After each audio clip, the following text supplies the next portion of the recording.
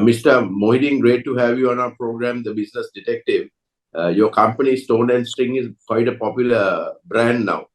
Tell us what motivated you to start this company. It's a bright day today. Thank you for having me on this inspirational program. Well, when you say what made us start Stone and String, actually, my wife and I were working overseas, and then we found jewelry for attire would have been an ideal situation for Sri Lanka, and that's how we started Stone and String. It's a personality-driven product. Okay, what has been how has the progress been so far? Well, we are very fortunate. Our customers go on the social catwalk, turning heads and touching hearts. And soon we became a super brand. And we have had the opportunity to sail on 7 international airlines and been an export award winner as well. Mr. Mohideen, now what's your involvement with cinnamon, Sri Lanka cinnamon? Well, that's a great question about cinnamon. Most of the corporate clients in Sri Lanka buy gifts for VVIPs from us. And then, naturally, the world's best cinnamon is from Sri Lanka, and we incorporated it as a product. So to make the product better, we visited the family fields and got first-hand information, and we found that this is truly a gift from Mother Nature. And then it went hand in hand with our beliefs. It goes truly with the two universal truths. The ultimate profit is health, and the ultimate wealth is happiness. So both go hand in hand for our jewelry and also for cinnamon. So we have produced lifestyle products, and you can use it from dawn to dusk. You can give from elders to royalty, from wellness to happiness.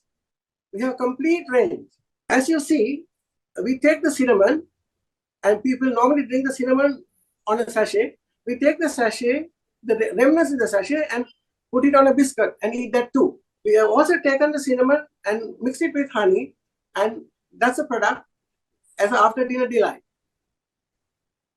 As an export product, is the government doing enough to promote this product overseas? Yes and no. The point driven is we are not looking at export itself for now. We are saying get it universally accepted. So we have a program of 1 million Good Life ambassadors in our program. It's a fairly, in our operation, we are really trying to get cinnamon known to the world and let the normal traditional exporters and others get onto the business side of it. So in our case, we are very passionate. So therefore, our motive is to bring cinnamon as a gift to the world. So actually, getting back into history, about 4 or 5 years back, when the present president mentioned that our finances were not in order, it gave me nightmares. So actually, fortunately, being a professional accountant as well, I devised a method to bring in $12 billion US as redeemable capital. But unfortunately, the situation in our country today, as I spoke to you the other day, we have a plan to bring in worker remittances to 2018 levels. And we have been very successful in talking to the Labour Minister as of yesterday. Okay. How do you plan to move it forward? Moving forward is to bring an awareness campaign on cinnamon. Now, when you talk of exports, you know what the customer need is. But the customer really doesn't know with the cinnamon. So we have done a lot to get cinnamon as a lifestyle product, a corporate gift. So we are putting a lot of effort on innovative products. And we have been very, very successful because most of the VVIP gifts are being given from us, including the WHO, including the WHO chief who came about 2 years back. And even yesterday, one of the VVIPs from another top corporates bought some cinnamon to be given as a gift. Because what can you give somebody who has everything? So unless other than the world's best. So we are actually very, very fortunate to have cinnamon in our country. So you are one of the leading SME business people in the country. The SMEs are complaining that interest rates are too high, taxes are too high, etc., and it's very difficult to do business. What are your thoughts, and how should the government be addressing some of these concerns? Extremely difficult question to answer in a short time, but let me put, let's look at the bar. Well, when we say if you want to compete in the world, that means we must be on par with the rest of the world. When costs, including finance, in other countries are far lower, and securing labor and also research, when we don't have these facilities, we are a long way off from that point. So what we need really is, on the short run, to get few people very passionate about what they are doing. So they will break the barriers. Because when we talk, what can the government do? What can the government do? Today, the government is having so much of problems. I don't think we should be pushing the government, because fortunately, you see, first they have to, from the political fund is a disaster. Social fund is a disaster. We have bankruptcy. We can't get the inward remittances. I mean, what can the government do? I think it's like President Kennedy said, let's forget asking what the government can do, but let us do what we can do for the country. You're on the tourism front. That is one area that we should be focusing on from now on to bring back the tourists, because that is a quick fix to our foreign exchange problem. What are your thoughts around promoting tourism?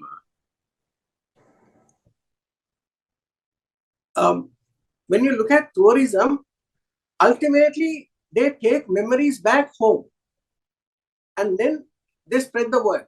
Now, the critical pivotal point here is we need to have ambassadors. I mean, the tour guides. The tour guides need to be very professional in their job. So they need to be professional trained and to be focused on what has to be told to the customer and what type of shops they need to entertain. So we have a system. I have put a plan in this project where tourism and cinnamon and the worker remittance people are all involved, including Maldives. So we need to connect Maldives to Sri Lanka to take advantage of our positions. Middle East is also another big market. How do we attract people from the Middle East to visit Sri Lanka and also invest? See, again, it's a very, very tough question to answer in a simple way. But I did speak to the Labour Minister 2 days back, and he had a unique idea of giving gifts for the workers to take it to their ladies, where they're working. So when you give a gift from Sri Lanka, it softens their heart. It opens barriers, it opens doors to talk something. So giving tea, cinnamon, things like that softens them up.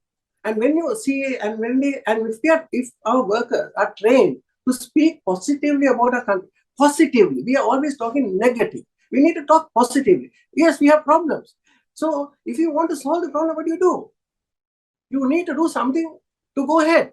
The problems will be there that we need to give others to solve. But we, the general public, need to do positive things. Think positively, move forward. What is your advice to young budding business people? Follow your passion. Never give up. Never ever give up. Never ever give up. Okay. In meeting some of the challenges, what advice would you give, especially getting bank loans and accessing markets, etc., etc.?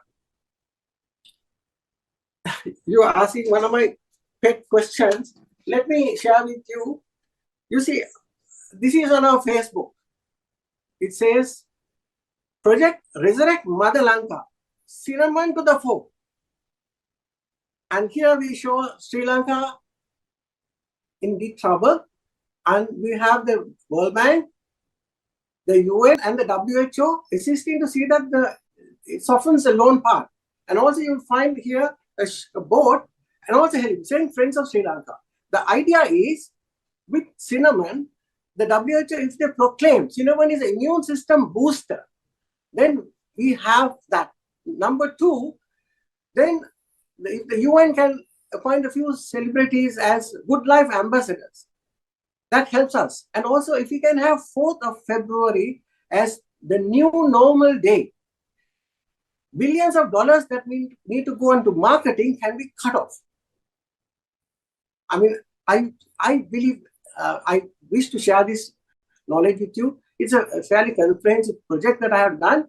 I would like to share it with you once we get over this crisis of the inward remittances from our families who are living overseas and working so hard. How do we get the support of the rich Sri Lankan diaspora overseas to support Sri Lanka at this moment of time? This happened in India as well during their foreign exchange crisis. The Indians rallied down. Let me see. Today we have a situation where the credibility of the administration's complete set of administration have been a big if. So, in our humble opinion, if we can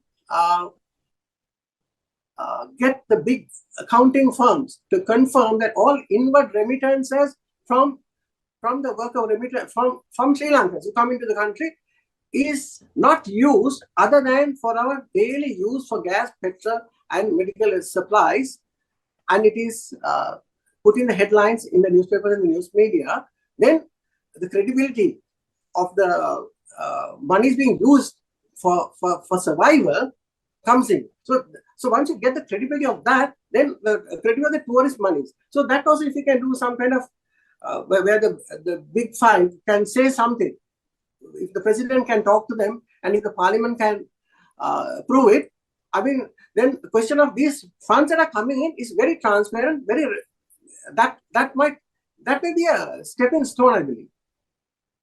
Okay. My final question to you is, what is your expectation of our leadership?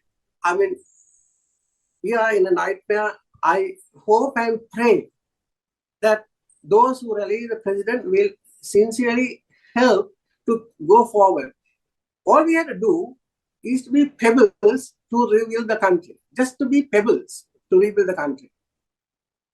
Okay. And what is your message to the young people? Be positive. Be positive. And never talk negative unless you have a solution for the negative. Okay. Thank you. Thank you, Mr. Mohideen. Great having you on our program. Thank you very, very much. I appreciate it.